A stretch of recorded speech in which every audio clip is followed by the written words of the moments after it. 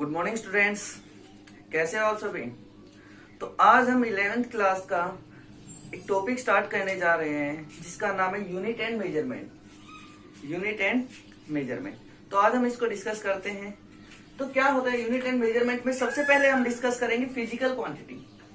What is physical quantities. Physical quantities क्या क्या होती हैं। जैसे आप लोगों ने सुना होगा length, mass, time, velocity, speed, ये सब क्या है, फिजिकल क्वांटिटीज है। क्या है, फिजिकल क्वांटिटीज है। तो हम क्या कह सकते हैं, फिजिकल क्वांटिटी क्या होती है। फिजिकल क्वांटिटी वो होती है जो किसी बॉडी की फिजिकल प्रॉपर्टी को डिस्क्राइब करे, जो किसी बॉडी की फिजिकल प्रॉपर्टी को डिस्क्राइब करे बाय मेजरमेंट। किसी मेजरमेंट से उस बॉडी की फिजिकल प्रॉपर्टी को डिस्क्राइब करे, उसे क्या नाम देते हैं, फिजिकल प्रॉपर्टी। फिजिकल क्वांटिटी क्या नाम देते हैं, फिजिकल क्वांटिटी। जैसे लेंथ है, लेंथ से हम क्या करते हैं, उस बॉडी की लेंथ को मापते हैं, मेजर करते हैं हम उसकी।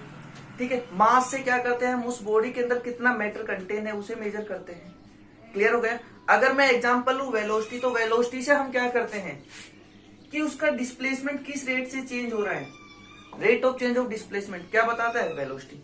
तो हम क्या कह सकते हैं कि फिजिकल क्वांटिटी क्या है, फिजिकल क्वांटिटी किसी बॉडी की फिजिकल प्रॉपर्टी को डिस्क्राइब करता है जब by measurement of an object by measurement. उस मेजरमेंट के अंदर क्या क्या चीजें होनी चाहिए, तो क्या क्या चीजें होती है उस मेजरमेंट के अंदर। यूनिट होता है, पहले मैग्नीट्यूड होता है। मैग्नीट्यूड जैसे मैं लिखूं कि 5 मीटर, तो 5 क्या है, 5 क्या है उसमें मैग्नीट्यूड। 7 मीटर, तो 7 क्या है, मैग्नीट्यूड। सेकंड, उसके अंदर यूनिट होनी चाहिए कि हम कौन सा स्केल यूज कर रहे हैं। तो अगर मैंने मीटर लिखा है, इट मींस मैं मीटर स्केल यूज कर रहा हूं। अगर मैं सेंटीमीटर लिखूं तो मेरे पास क्या हो गया, 500 सेंटीमीटर, इसका मतलब मैंने सेंटीमीटर स्केल यूज किया है। क्लियर है, इज इट क्लियर। तो फिजिकल क्वांटिटी को हम कैसे एक्सप्रेस कर सकते हैं, फिजिकल क्वांटिटी को हम एक्सप्रेस करते हैं Q equal to n u. Q equal to n u, Q कोई फिजिकल क्वांटिटी है, तो N क्या है हमारे पास, N इस क्वांटिटी का न्यूमेरिकल वैल्यू है। क्या है, न्यूमेरिकल वैल्यू है। और U सिस्टम ऑफ यूनिट, जिसके अंदर हम उसे मेजर करते हैं। U क्या है, सिस्टम ऑफ यूनिट। और किसी फिजिकल क्वांटिटी के लिए Q किसके इक्वल होगा, N1 U1 equal to N2 U2। N1 मतलब न्यूमेरिकल वैल्यू, और U1 एक सिस्टम ऑफ यूनिट के अंदर, N2 numerical value in second system of unit, और U2 second system of unit. जिस जैसे अगर मैं लिखूं 3.2 मीटर, यहां पे N1 क्या है 3.2, और U1 क्या है मीटर। सिस्टम क्या है हमारे पास, मीटर। अब N2 U2, अगर मैं इसको सेंटीमीटर में कन्वर्ट करना चाहूं तो 320, ये क्या है हमारे पास, N2 न्यूमेरिकल वैल्यू। और किस सिस्टम में है ये, सेंटीमीटर सिस्टम। क्लियर हो गया। यहाँ पे यूनिट क्या है हमारे पास, सेंटीमीटर है। तो किसी फिजिकल क्वांटिटी को किस तरीके से एक्सप्रेस कर सकते हैं हम, Q equal to n u, और N1 U1 किसके इक्वल होगा, N2 U2। मतलब दोनों बातें तो सेम है। 3.2 मीटर किसके इक्वल है, 320 सेंटीमीटर के। इज इट क्लियर, समझ है। तो फिजिकल क्वांटिटी क्या होती है, फिजिकल क्वांटिटी किसी बॉडी की, किसी ऑब्जेक्ट की फिजिकल प्रॉपर्टी को डिस्क्राइब करती है, उसके मेजरमेंट। क्लियर हो गया। जैसे length, mass, time, velocity, acceleration, ये सब क्या है, फिजिकल क्वांटिटीज है हमारे पास। क्लियर हो गया। अब हमने इन फिजिकल क्वांटिटीज को दो कैटेगरी में क्लासिफाई कर दिया, डिवाइड कर दिया। तो क्या क्या दो कैटेगरीज है हमारे पास,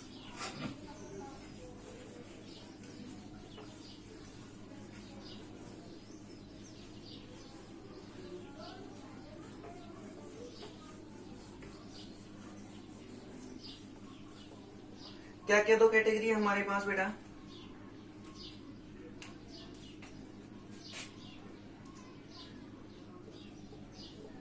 फिजिकल क्वांटिटीज, इसको दो पार्ट में क्लासिफाई किया हमने। Fundamental physical quantities, fundamental physical quantities. Second, derived physical quantities.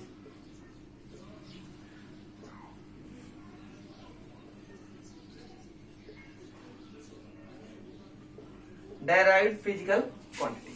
अब हम इनको डिस्कस करते हैं। What is fundamental physical quantity और what is derived physical quantity. तो फंडामेंटल फिजिकल क्वांटिटीज क्या होती है? ये वो बेसिक फिजिकल क्वांटिटी होती है जो दूसरी क्वांटिटी के ऊपर डिपेंड नहीं करती। ये वो बेसिक फिजिकल क्वांटिटी होती है जो दूसरी क्वांटिटीज के ऊपर डिपेंड नहीं करती। उन्हें क्या कहते हैं हम? Fundamental physical quantity. क्या कहते हैं? Fundamental physical quantity.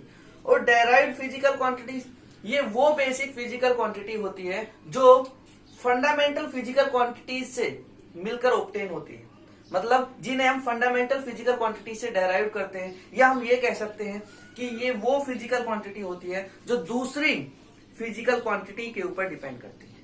उन्हें हम क्या कहते हैं? Derived physical quantity. जैसे फंडामेंटल फिजिकल क्वांटिटीज के अंदर हम पढ़ते हैं, हमारे पास 7 फंडामेंटल फिजिकल क्वांटिटीज है। लेंथ किसी दूसरी क्वांटिटी के ऊपर डिपेंड नहीं कर रहा। Mass, time,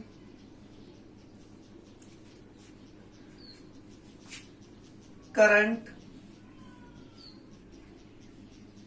amount of substance,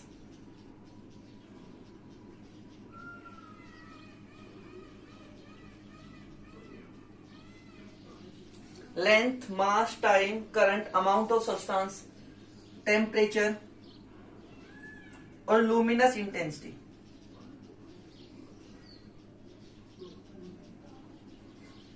ये फिजिकल क्वांटिटी दूसरी फिजिकल क्वांटिटी के ऊपर डिपेंड नहीं करती, इसलिए हम इन्हें क्या नाम देते हैं? Fundamental physical quantity. क्या नाम देते हैं? Fundamental physical quantity. क्लियर है? But derived physical quantity, derived physical quantity वो फिजिकल क्वांटिटी होती है जो इनके ऊपर डिपेंड करती है। क्लियर है? हम इनके ऊपर कह सकते हैं, या हम ये कह सकते हैं कि वो दूसरी फिजिकल क्वांटिटीज के ऊपर डिपेंड करती है। जैसे अगर हम एग्जांपल लें, स्पीड क्या होता है हमारे पास? डिस्टेंस अपॉन में टाइम। स्पीड क्या होती है हमारे पास? डिस्टेंस अपॉन में टाइम। तो डिस्टेंस को किस में मेजर करते हैं? लेंथ में। टाइम को किस में मेजर करते हैं? टाइम ही है हमारे पास, सेकंड में मेजर करें। तो ये ऐसी क्वांटिटी हमारे पास क्या हो गई? Derived physical quantity. और एग्जांपल, वेलोसिटी क्या है हमारे पास? डिस्प्लेसमेंट अपॉन में टाइम। डिस्प्लेसमेंट अपॉन में टाइम। वेलोसिटी के बाद एक्सेलरेशन। एक्सेलरेशन भी क्या है? Velocity, rate of change of velocity divided by time.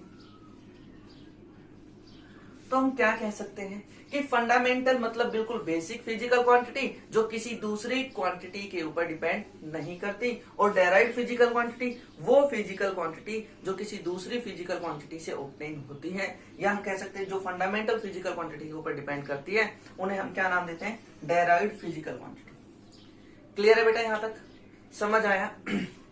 इसके बाद हम फर्दर डिस्कस करते हैं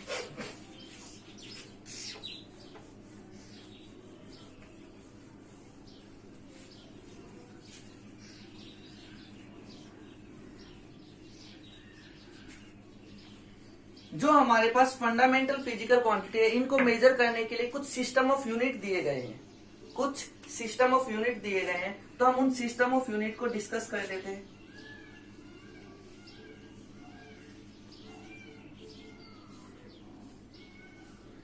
टेबल बनाएंगे हम इस तरीके से।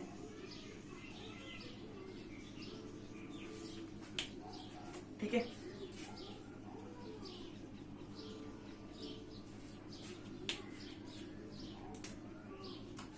Length,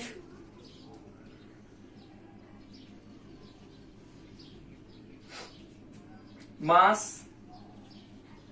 time. Length, mass, time. हमारे पास 3 सिस्टम है, सिस्टम ऑफ यूनिट डिस्कस करेंगे हम। CGS system of unit, MKS और एफपीएस। इन सिस्टम ऑफ यूनिट को डिस्कस करेंगे। ये फिजिकल क्वांटिटी, मैं पीक्यू लिख देता हूं इसको। ठीक है? तो सीजीएस सिस्टम ऑफ यूनिट, सी जो फर्स्ट सी है वो किसको रिप्रेजेंट कर रहा है बेटा? फर्स्ट सी रिप्रेजेंट कर रहा है सेंटीमीटर। तो लेंथ को किस में मेजर करते हैं? सेंटीमीटर में। किस में मेजर करते हैं? सेंटीमीटर में। किस सिस्टम ऑफ यूनिट के अंदर? सीजीएस सिस्टम ऑफ यूनिट के अंदर। Is that clear? सेकंड, जी मास को किस में मेजर करते हैं? ग्राम में। किस सिस्टम ऑफ यूनिट के अंदर? सीजीएस सिस्टम ऑफ यूनिट के अंदर। थर्ड, एस, टाइम को किस में लेंगे? सेकंड में। टाइम को किस में लेंगे? सेकंड में। Is that clear? Now m k s, m से मीटर, फर्स्ट किस में होगा बेटा? मीटर में, जिसे हम एम से रिप्रेजेंट करेंगे। के, मास, किलोग्राम, केजी। और इस सिस्टम ऑफ यूनिट के अंदर टाइम सेकंड में ही रहेगा, टाइम सेकंड में ही रहेगा। Is that clear? Now FPS, F first F क्या बताएगा हमारे पास? लेंथ को फुट में मेजर करेंगे, वेट को पाउंड में, और टाइम को सेकंड में। तो आपको ये तीनों सिस्टम ऑफ यूनिट याद रखने। क्लियर हो गया? इन सिस्टम ऑफ यूनिट के बाद हमारे पास ऐसा ही सिस्टम ऑफ यूनिट आता है जो मतलब सब जगह एक्सेप्टेबल है, जो सब जगह एक्सेप्टेबल है, standard international system of unit, जिसे हम एसआई सिस्टम ऑफ यूनिट कहते हैं। तो वो आपको याद रखना ही होगा। तो उसकी टेबल हम डिस्कस कर लेते हैं।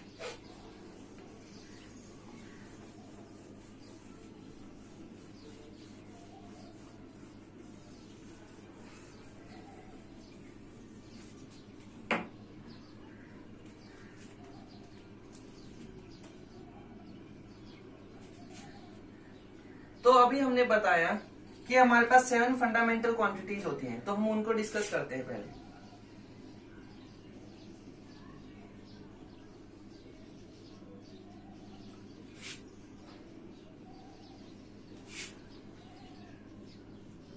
Fundamental physical quantities,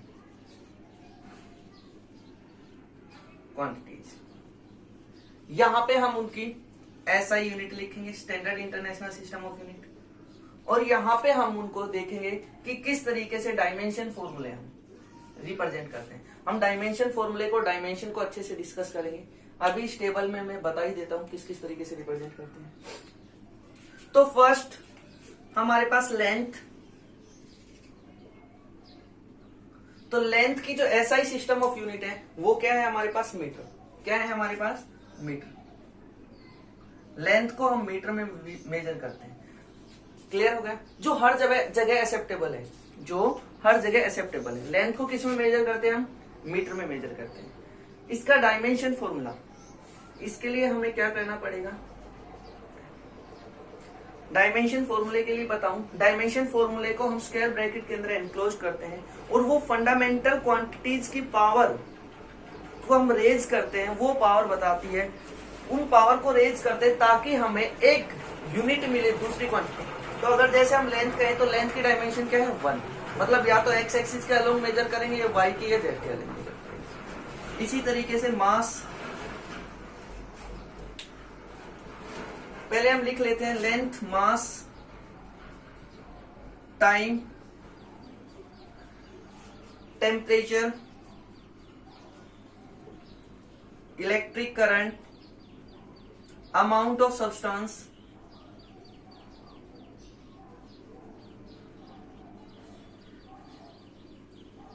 luminous, amount of substance और लुमिनस इंटेंसिटी,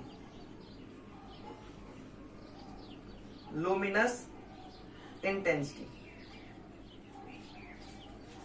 क्लियर है? ये हमारे पास 7 फंडामेंटल फिजिकल क्वांटिटीज है। तो लेंथ को मेजर करते हैं हम मास, इसमें मीटर में। मास को मेजर करते हैं बेटा किलोग्राम में। किस में मेजर करते हैं? किलोग्राम में। किस से रिप्रेजेंट करेंगे? केजी से। और इसका डायमेंशन फॉर्मूला क्या होगा? Capital A. क्लियर है बेटा? उसके बाद टाइम, टाइम को मेजर करते हैं हम सेकंड में। इसका डायमेंशन फॉर्मूला टी। इसका डायमेंशन फॉर्मूला क्या है हमारे पास? टी। टेम्परेचर, टेम्परेचर की ऐसा यूनिट होगी केल्विन। के से रिप्रेजेंट करते हैं और इसका डायमेंशन फॉर्मूला भी के। बेटा केल्विन के साथ डिग्री नहीं आती, डिग्री सेल्सियस या डिग्री फारेनहाइट होता है, डिग्री केल्विन नहीं होता। Is that clear? करंट की यूनिट होती है एम्पियर,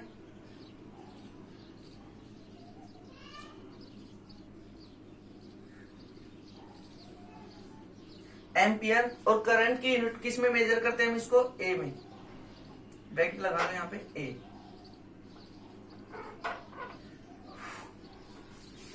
ठीक है बेटा। अमाउंट ऑफ सब्सटेंस मोल,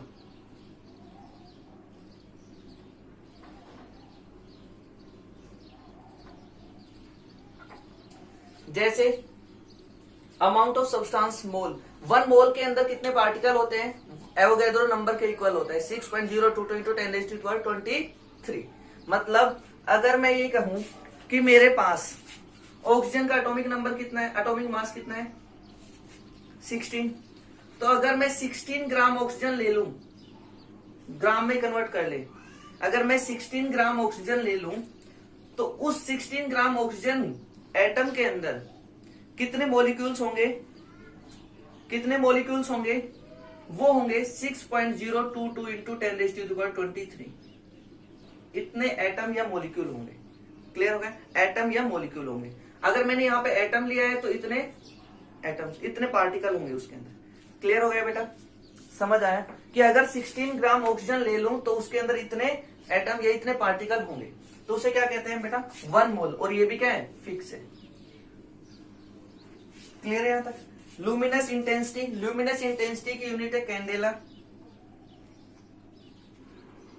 और इसको रिप्रेजेंट करते हैं हम सीटी। तो ये टेबल बेटा आप लोगों को याद रखनी है।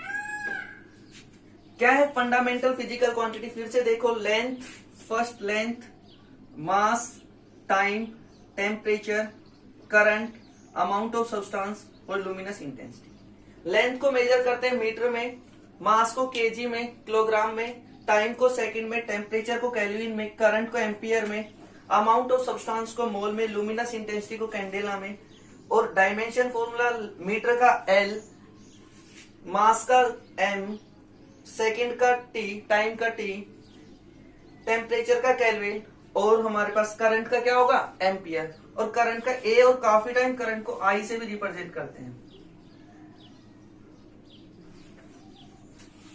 मोल, एमओएल और कैंडेला सीडी। इन फंडामेंटल फिजिकल क्वांटिटीज के अलावा हमारे पास 2 सप्लीमेंट्री क्वांटिटीज है, उनको हम याद रखते हैं।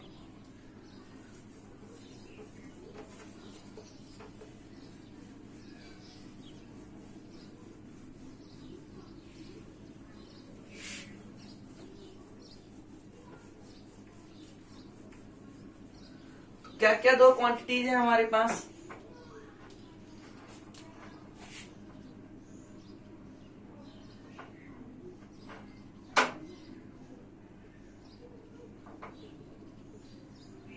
सप्लीमेंट्री यूनिट्स किसकी? एक तो बेटा प्लेन एंगल की,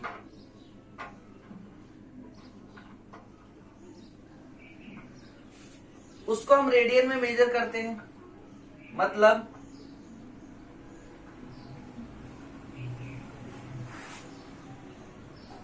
जो एक आर्क सेंटर के ऊपर एंगल बनाएगा, सर्कल के सेंटर के ऊपर जो एंगल बनाती है उसे हम क्या कहते हैं? Plane angle. क्या कहते हैं? Plane angle. और अगर एक स्फीयर ले हम, हमारे पास एक स्फीयर है और उस स्फीयर का सरफेस उसके सेंटर के ऊपर जो एंगल बनाएगा उसे नाम देते हैं हम सॉलिड एंगल, क्योंकि स्फीयर 3D में होता है। तो दूसरी यूनिट क्या लेंगे हम? दूसरी फिजिकल क्वांटिटी सॉलिड एंगल। और सॉलिड एंगल क्या होगा बेटा हमारे पास? उसकी यूनिट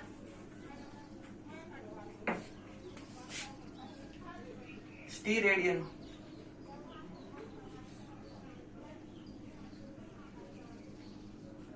SR।